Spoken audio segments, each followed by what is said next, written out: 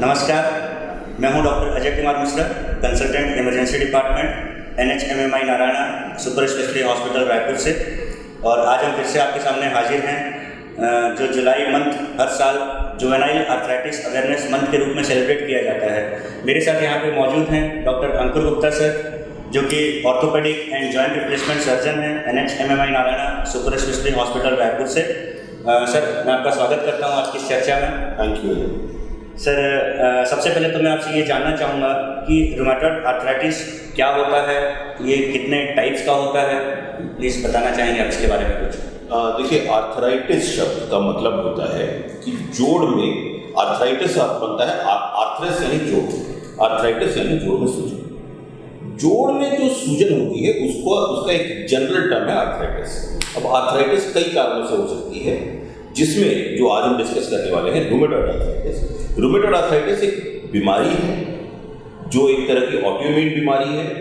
इसमें शरीर ही अपने जोड़ पे अटैक करके जोड़ में बार बार सूजन पैदा करता है। अब हम रूमेटॉइड आर्थराइटिस को अगर डिवाइड करें तो अगर 16 साल से कम उम्र में किसी को हो रहा है तो एक अलग तरह का रूमेटॉइड आर्थराइटिस बोलते हैं, जिसको जुवेनाइल यानी बच्चों में होने वाले रूमेटॉइड आर्थराइटिस के लिए एक अलग टर्म है, क्योंकि थोड़ा सा भिन्न है बड़ों के आर्थराइटिस से। और बड़ों के आर्थराइटिस जो आमतौर पर देखे जाते हैं या तो 20 से 30 साल की उम्र में शुरू होता है रूमेटॉइड आर्थराइटिस, या 50 के बाद शुरू होता है। तो अर्ली ऑनसेट, लेट ऑनसेट और जुवेनाइल रूमेटॉइड आर्थराइटिस, तीन तरह। सर, मरीजों में किस तरह के लक्षण देखने को मिल सकते हैं आर्थराइटिस या रूमेटॉइड आर्थराइटिस को लेके, जो अगर लक्षण मरीज में पाए जाएं या उन्हें उस चीज़ की अनुभूति हो तो वो हॉस्पिटल में चेक कराने आए और उसको डायग्नोस किया जा सके? अगर हम बड़ों की बात करते हैं तो रूमेटॉइड आर्थराइटिस का सबसे ज़रूरी सिम्टम है छोटे जोड़ में दर्द होना। छोटे जोड़ मतलब उंगलियों के जोड़, कलाई के जोड़, कोहनी के जोड़। इन जोड़ों में मरीज बताता है कि जब मैं सुबह सो के उठता हूँ तो पहले आधे घंटे पौने घंटे मेरी उंगलियां एकदम अकड़ी रहती हैं, मेरी उंगलियां चलती नहीं हैं, बहुत दर्द होता है। जैसे जैसे दिन बीतता रहता है दर्द कम होता रहता है, यानी हिलाकर मरीज हिलाता है, मूवमेंट में आता है, शरीर गर्म होता है तो दर्द कम हो जाता है। हमेशा आराम के बाद दर्द बढ़ जाएगा। और छोटे छोटे जोड़ का इन्वॉल्व होना, ये रूमेटॉइड आर्थराइटिस की खासियत है। जब हम JRA यानी बच्चों में रूमेटॉइड आर्थराइटिस की बात करते हैं तो वहाँ पे रूमेटॉइड आर्थराइटिस तीन तरह से प्रेजेंट होता है। एक तो एडल्ट के तरीके से प्रेजेंट होता है, इसमें ढेर सारे जोड़ इन्वॉल्व होते हैं, जिसको पॉली आर्टिकुलर JRA बोलते हैं। दूसरा होता है पॉसी आर्टिकुलर, पॉसी यानी कम, यानी 2-4 जोड़ ही इन्वॉल्व हो रहे हैं। जब ये कम जोड़ इन्वॉल्व होते हैं तो कई बार डायग्नोसिस लेट होता है, क्योंकि पेशेंट कभी इधर घूमता रहता है, सही जगह पहुँच नहीं पाता।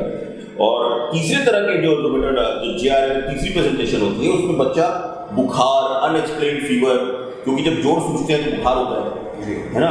तो वो ये तीन तरह के बच्चों में प्रेजेंटेशन होते हैं। ढेर सारे जोड़, कम जोड़ में भी दर्द और साथ में तेज बुखार होना ठंडा। जी सर। तो सर, क्या इसके लिए कुछ स्पेसिफिक टेस्ट होते हैं या कुछ एक्सरे या MRI टेक्निक होती है जिसकी वजह से उसको डायग्नोज कर सकें इस डिजीज को? रूमेटॉइड आर्थराइटिस अधिकतर सिम्टम्स पे डायग्नोज होता है। जैसे मैंने बताया, छोटे जोड़ों में दर्द होना, आधे घंटे से ऊपर रहना, 6 हफ्ते से ज़्यादा दर्द लगातार रहना। यानी अगर किसी को 2 हफ्ते दर्द हुआ है तो हम उसको रूमेटॉइड आर्थराइटिस नहीं डायग्नोज कर सकते जब तक एक खास समय सीमा ना हो जाए। उसके साथ कुछ स्पेसिफिक टेस्ट होते हैं। एक्सरे MRI में आइडिया मिल सकता है, लेकिन डायग्नोसिस एक्सरे MRI की बेसिस पर नहीं बनाते। कुछ स्पेसिफिक टेस्ट होते हैं, बॉडी में कुछ एंटीजन एंटीबॉडीज मिलती हैं, है ना, एंटी-CCP एंटीबॉडीज होती हैं, वो देखा जाता है। रूमेटॉइड फैक्टर देखा जाता है। शरीर में जब भी आर्थराइटिस होगा, सूजन होगी, तो कुछ ब्लड टेस्ट होते हैं, ESR, CRP, ये बड़े हुए मिलते हैं। तो ब्लड टेस्ट और क्लिनिकल सिम्टम के आधार पर हम इसको डायग्नोस करते हैं। सर, लोगों के मन में काफ़ी कन्फ्यूजन था आर्थराइटिस को लेकर, डिफरेंट टाइप्स की जो आर्थराइटिस है। तो ऑस्टियो आर्थराइटिस जो बहुत ही कॉमन एक आर्थराइटिस का रूप है, उसमें और रूमेटॉइड आर्थराइटिस में हम कैसे डिफरेंशिएट कर सकते हैं? देखिए, ऑस्टियो आर्थराइटिस का मतलब है घिसा हुआ जोड़, खत्म जोड़। अगर 25 तरह के आर्थराइटिस हैं, सारे आर्थराइटिस का अगर इलाज ना हो तो वो ऑस्टियो आर्थराइटिस में कन्वर्ट हो जाते हैं। और किसी भी घिसे हुए खराब जोड़ को ऑस्टियो आर्थराइटिस बोलते हैं। यानी मुझे रूमेटॉइड आर्थराइटिस था, मैंने उसका इलाज नहीं कराया, बार बार जोड़ों में सूजन आती रही और धीरे धीरे जोड़ गल गए, जब जोड़ गल जाएगा तब हम बोलेंगे ऑस्टियोआर्थराइटिस। तो ऑस्टियोआर्थराइटिस बुढ़ापे की वजह से होता है। ऑस्टियोआर्थराइटिस रूमेटॉइड आर्थराइटिस का अगर इलाज नहीं करो तो वो ऑस्टियोआर्थराइटिस में कन्वर्ट हो जाता है। गाउट का इलाज नहीं करो तो वो ऑस्टियोआर्थराइटिस में कन्वर्ट हो जाता है। तो रूमेटॉइड आर्थराइटिस एक बीमारी है जो शरीर के अंदरूनी सिस्टम में फॉल्ट की वजह से है, और ऑस्टियोआर्थराइटिस किसी भी खत्म जोड़ को, किसी भी जोड़ जो पूरी तरह घिस गया हो, ये बिना बीमारी के भी हो सकता है और कोई बीमारी के कारण से भी हो सकता है। सर जैसा आपने कॉम्प्लिकेशन तो आपने बताया रूमेटॉइड आर्थराइटिस का कि इसकी वजह से ऑस्टियोआर्थराइटिस हो सकते हैं, क्या कोई और भी इसके कॉम्प्लिकेशन है रूमेटॉइड आर्थराइटिस के? हाँ, रूमेटॉइड आर्थराइटिस जैसे मैंने बताया बच्चों में बुखार भी आता है, ठंड भी लगती है। रूमेटॉइड आर्थराइटिस एक सिस्टमिक डिजीज है, यानी जब मेरे जोड़ सूज रहे हैं तो मेरे फेफड़ों में भी सूजन होती है, मेरे बॉडी के बहुत सारे सिस्टम इन्वॉल्व होते हैं। मरीज को केवल यही चीज दिखता है, लेकिन अंदरूनी बहुत और डैमेज हो रहा होता है। इसलिए रूमेटॉइड आर्थराइटिस का इलाज अगर सही समय पर पकड़ा जाए और सही समय पर कुछ दवाइयाँ होती हैं, वो दवाइयाँ शरीर की जो सिस्टम है उसको ठीक करती हैं। और यहाँ पे JRA और रूमेटॉइड आर्थराइटिस में फ़र्क ये है कि रूमेटॉइड आर्थराइटिस अगर आपको एक बार हो गया तो आपको बहुत लंबे समय तक दवा खानी पड़ती है। ये एक तरह का इसको मैं कंपेयर करूँगा बीपी और शुगर से। अगर आपको बीपी और शुगर है तो ऐसा नहीं लगता कि आपने 20 दिन दवा खाई और आपका बीपी शुगर ठीक हो गया। उसी तरह रूमेटॉइड आर्थराइटिस का पेशेंट अगर एक बार रूमेटॉइड आर्थराइटिस हो गया उसको, तो उसका इलाज बहुत लंबा चलता है। दवाइयाँ शुरू में ज़्यादा दी जाती हैं, जैसे समय बीतता जाता है इसमें दवाइयाँ कम होती रहती है। बस ये फ़र्क है, बीपी शुगर में समय के साथ दवाइयाँ और बढ़ती रहती है क्योंकि सिस्टम और ख़राब होते रहते हैं, इसमें समय के साथ दवाइयाँ कम हो जाती हैं। और जो JRA होता है उसकी खासियत ये होती है कि बहुत सारे बच्चे, क्योंकि बच्चों के अंदर हीलिंग पोटेंशियल बहुत होता है, तो बहुत सारे बच्चे ऐसा हो सकता है कि 1-2 साल दवा खाने के बाद हमेशा के लिए क्योर होते हैं। तो बच्चों में जो रूमेटॉइड आर्थराइटिस है वो क्योरेबल है, और जब ये एडल्टहुड में होता है तो इसकी दवा बहुत महंगी है। लेकिन वो दवा ना खाने से जो डैमेज हो जाते हैं, दवा खाने से आदमी के जोड़, आदमी के फेफड़े सब कंट्रोल में आते हैं। सर क्या ये बीमारी लाइफ थ्रेटनिंग भी हो सकती है, मतलब क्या इसकी वजह से जान जाने का भी खतरा रहता है? रूमेटॉइड आर्थराइटिस अधिकतर लाइफ थ्रेटनिंग नहीं होती, लेकिन क्योंकि मैंने जैसे बताया इससे लंग डैमेज होता है, अगर अनट्रीटेड रहे, और कई बार जो रूमेटॉइड आर्थराइटिस के लिए दवाइयाँ हम यूज़ करते हैं, दवाइयों के कई बार साइड इफेक्ट से दिक्कत होती है, क्योंकि कई बार वो दवाइयाँ लिवर को इफेक्ट कर सकती हैं, वो दवाइयाँ किडनी को इफेक्ट कर सकती हैं। तो इसलिए अगर कोई पेशेंट जो रूमेटॉइड आर्थराइटिस की दवा खा रहा है वो बहुत हमारे क्लोज सुपरविजन में रहता है, यानी हम पेशेंट को हर 3 महीने पे, शुरू में तो हर 6 हफ्ते में बुलाते हैं या महीने भर में बुलाते हैं, उसके ब्लड टेस्ट करके देखते हैं कि जो दवा हम दे रहे हैं कहीं उससे ना नुकसान हो रहा हो पेशेंट का, और उसके बाद भी हर 3 महीने में पेशेंट के टेस्ट होते रहते हैं कि कहीं दवा ही नुकसान ना दे पाए। जी सर। सर हमारे पास आज की डेट में जो जुवेनाइल रूमेटॉइड आर्थराइटिस या रूमेटॉइड आर्थराइटिस के लिए क्या क्या ट्रीटमेंट ऑप्शंस अवेलेबल हैं, इसके बारे में आप क्या प्रकाश डालना चाहेंगे? देखिए, रूमेटॉइड आर्थराइटिस बहुत कई 100 साल से इसके इलाज चल रहे हैं, बहुत सारी दवाई इसमें इजाद होती रहती है। जो कॉमन दवाइयाँ हैं वो हैं, इनको हम DMRD बोलते हैं, डिजीज मॉडिफाइंग ड्रग्स, है ना। ये 5-6 दवाइयाँ हैं जिनको मिक्स एंड मैच करके कौन सी दवा किस पेशेंट को सूट कर रही है, कितने डोज में सूट कर रही है, ये देकर कंट्रोल करते हैं। कई बार ये दवाई नाकाफ़ी होती है, तो अब पिछले कुछ सालों से कुछ इंजेक्शन्स आए हैं जो कुछ इस तरह से इंजेक्शन बनाए हैं कि वो इंजेक्शन देने से बीमारी एकदम काबू में आ जाती है, लेकिन उस इंजेक्शन के भी अपने साइड इफेक्ट होते हैं। उस इंजेक्शन के साथ इशू ये है कि वो बहुत महंगे हैं, मतलब कि अगर हम बात करें कि एक आदमी जिसका रूमेटॉइड आर्थराइटिस है और दवाइयों से ठीक नहीं हो रहा हो, उसको 1.5 से 2 लाख रुपए के इंजेक्शन लगते हैं, मतलब हर हफ्ते, हर 2 हफ्ते में आते हैं। कुछ इंजेक्शन होते हैं जो साल में एक बार लगते हैं, सीधा 2 लाख रुपए का इंजेक्शन लगता है। लेकिन उन इंजेक्शन में कॉम्प्लिकेशन होते हैं 1% 2% में, और इसलिए वो इंजेक्शन हम तभी यूज़ करते हैं, फर्स्ट लाइन ट्रीटमेंट नहीं होता, वो सेकेंड लाइन ट्रीटमेंट होता है। जब पहली दवाइयाँ काम न करें तभी हम इंजेक्शन के पास ऊपर जाते हैं। जी सर। सर इसमें क्या कोई सर्जिकल ऑप्शन, मतलब क्या सर्जरी के द्वारा भी रूमेटॉइड आर्थराइटिस को ठीक किया जा सकता है? नहीं, जैसे मैंने बताया रूमेटॉइड आर्थराइटिस इंटरनल बीमारी है। बीपी, शुगर, रूमेटॉइड आर्थराइटिस ये ऑपरेशन से नहीं ठीक हो सकती, लेकिन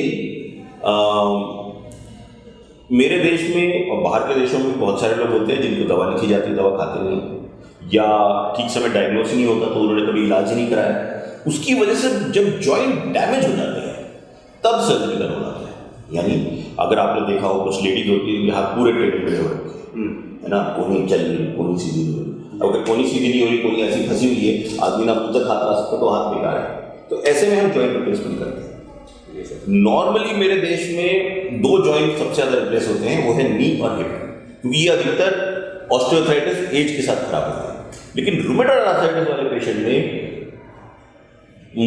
मेरा एक पेशेंट था जिसके हमने कम से कम 6-7 जॉइंट रिप्लेस किए, क्योंकि एक जोड़ खराब है, आदमी अपना हाथ यूज़ नहीं कर सकता। एक पेशेंट की सारी फिंगर जॉइंट रिप्लेस किए, एल्बो जॉइंट रिप्लेस करना पड़ता है, शोल्डर जॉइंट रिप्लेस होता है, हिप और नी तो कॉमनली रिप्लेस होते ही हैं, रूमेटॉइड में और ज़्यादा रिप्लेस होते हैं।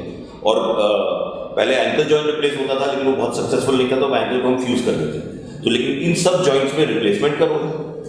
रूमेटॉइड आर्थराइटिस की वजह से कई बार जोड़ों में बार बार सूजन आने की वजह से जो नसें होती हैं वो टूट जाती है, टेंडन जो होते हैं वो टूट जाते हैं, तो टेंडन रिपेयर का रोल है।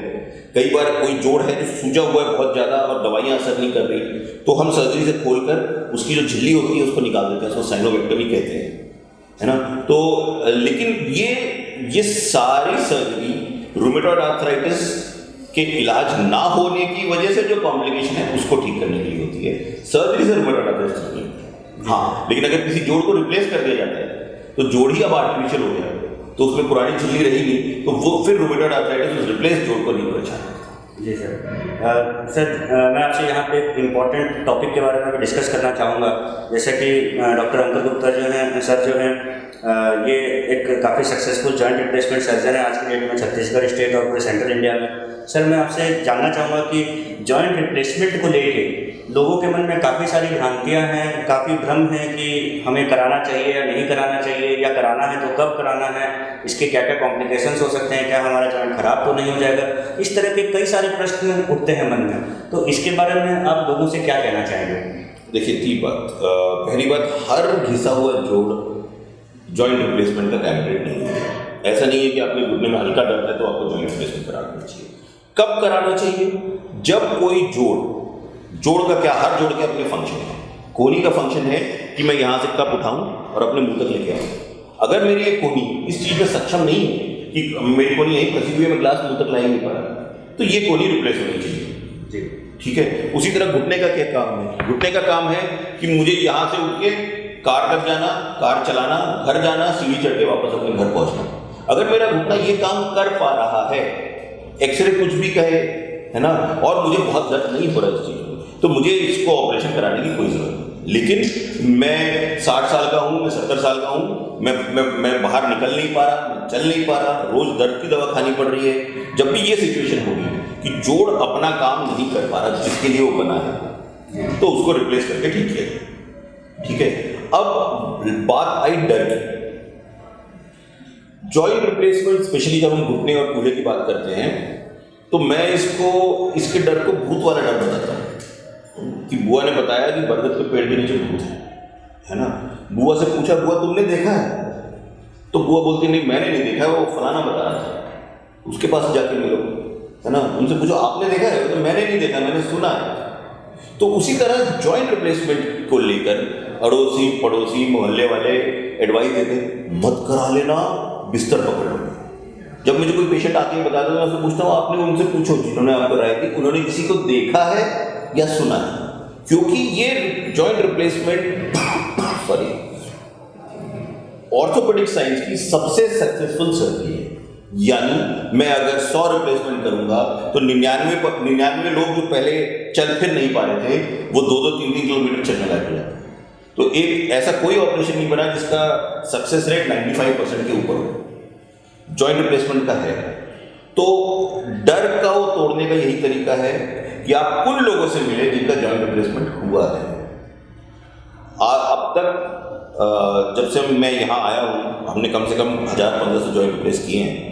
एक भी पेशेंट मुझे ऐसा नहीं मिला जिसने ये सवाल ना पूछा हो कि डॉक्टर साहब कहीं बिस्तर तो नहीं पकड़ लेंगे, पड़ोसी ने कहा। सही बात है ना।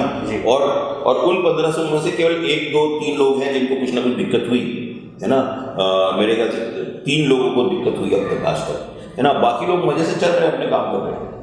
लेकिन ये सब मैं कई बार बोलता हूँ कि आप ऑपरेशन शुरू करने से पहले एक मनुष्य वाला सवाल पूछ लो, कहीं बिस्तर, कोई बिस्तर नहीं पकड़े। ऑपरेशन के 24 घंटे बाद मरीज को खड़ा कर दिया जाता है। ठीक है। उसके बाद इसको चलाने लगते हैं। जैसे जैसे मसल में पावर आती है आदमी अपने सारे काम करते हैं।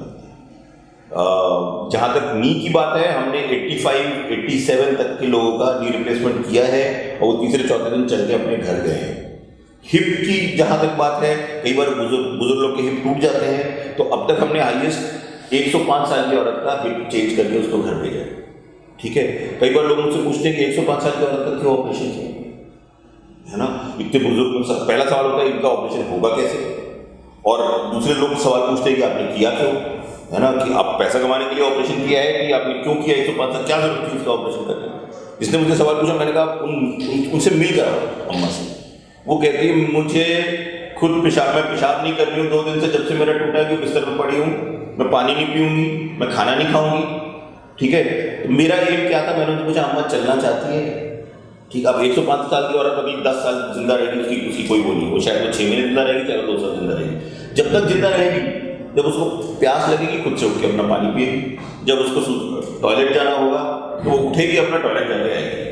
तो अगर इस उम्र में एक आदमी अपना टॉयलेट खुद से जा सकता है, पानी खुद से पी सकता है, चाय खुद से बना सकता है, तो जिंदगी सक्सेसफुल जी। तो जिसका ऑपरेशन हुआ था वो बहुत खुश थी, है ना। हालांकि आसपास के लोग अचंभे में आते हैं, पहले रिलेटिव अचंभे में आते हैं इस उम्र में कैसे होगा। आजकल एनेस्थीसिया टेक्निक इतनी सेफ हो, स्पेशली पैर के नी और हिप के रिप्लेसमेंट में हम पेशेंट को बेहोश ही नहीं करते, है ना। हम पेशेंट को एक बहुत सिंपल सा एनेस्थीसिया देते हैं, बहुत लो डोज एनेस्थीसिया देते हैं, जिसमें पेशेंट उठा रहता है, पैर सुन रहते हैं। तो ये रिस्क वाइज बहुत कम रिस्क की सर्जरी है, लेकिन इसका डर पता नहीं क्यों फैला हुआ है ना। और डर को दूर करने का यही सिस्टम है कि आप इंटरनेट पे ढूंढें, इसकी जानकारी लें, उन लोगों को ढूंढें जिनका ऑपरेशन हुआ है, उनसे बात करें, ये डर दूर करें। सही बात है सर। सर क्योंकि जुवेनाइल आर्थराइटिस अवेयरनेस मंथ है, यही ट्रांसप्लांट से रिलेटेड मैं एक और प्रश्न आपसे पूछना चाहूँगा कि यंग एज में अगर जुवेनाइल आर्थराइटिस होता है और उसकी वजह से अगर जॉइंट डैमेज हो जाते हैं, तो क्या यंग एज में जॉइंट रिप्लेसमेंट करना सही होगा और ये कितना सक्सेसफुल होता है, इसके बारे में आप क्या कहना चाहेंगे। एक छोटा बच्चा है जिसकी अभी हाइट बढ़ रही है, ठीक है, छोटे बच्चे में रिप्लेसमेंट कभी भी कोई ऑप्शन नहीं हो सकता, ठीक है। अब तक जैसे मैंने बताया हाईएस्ट तक कहाँ तक गए हैं, लोएस्ट अगर मैंने सबसे कम उम्र का आदमी का बच्चे का जॉइंट रिप्लेसमेंट किया तो वो था 18 साल, क्योंकि 16 साल तक बच्चा बढ़ता है। अगर मैं वो वहाँ पे जॉइंट रिप्लेस कर दूंगा किसी जॉइंट का, तो वो वाला पैर बढ़ना बंद हो जाएगा, पैर छोटा एक पैर बड़ा हो जाएगा उसका, है ना। तो जब तक आदमी स्केलेटली मैच्योर ना हो जाए, जो 16-17 साल की उम्र में हो जाता है ना। और जिसका हमने 18 साल में बदला था उसको रूमेटॉइड आर्थराइटिस की वजह से नहीं था, उसको सिकलिंग की वजह से दोनों खराब हो गए थे, ठीक है, बच्चा खड़ा ही नहीं हो पा रहा था, ठीक है, तो हमको जॉइंट रिप्लेस करना पड़ा। तो JRA के रिजल्ट अच्छे हैं अगर पेशेंट सही समय पे आके मिले। सिम्टम क्या है, छोटे जोड़ों में दर्द होना, आराम के बाद दर्द होना, बच्चा सुबह उठ के रोता है या उसके साथ बुखार, जोड़ दर्द के साथ बुखार आता है, और उसकी ड्यूरेशन 3 हफ्ते 4 हफ्ते 6 हफ्ते से ज़्यादा रखी है, तो बच्चों में रिप्लेसमेंट नहीं होता। बच्चों में लेकिन कई बार डिफॉर्मिटी हो जाती है कि यहाँ पे मेरे सूजन हो रही है, यहीं से रिस्ट ग्रो करती है, ठीक है। अगर उस सूजन की वजह से ग्रोथ एबनॉर्मलिटी आ सकती है, तो उसको प्रिवेंट करना is far more much better than उसकी सर्जिकली ट्रीट करना। जी सर, इसी के साथ हम यहाँ पे विराम लेना चाहेंगे इस चर्चा में। बट सर, जाते जाते लोगों से मैं चाहूँगा कि आप लोगों के लिए एक मैसेज दें जुवेनाइल आर्थराइटिस अवेयरनेस मंथ के उपलक्ष्य में। मैसेज बड़ा सिंपल है। छोटा बच्चा बिना बात रो रहा हो, उसके जोड़ों में सूजन आ रही हो, देसी इलाज ना कराएं,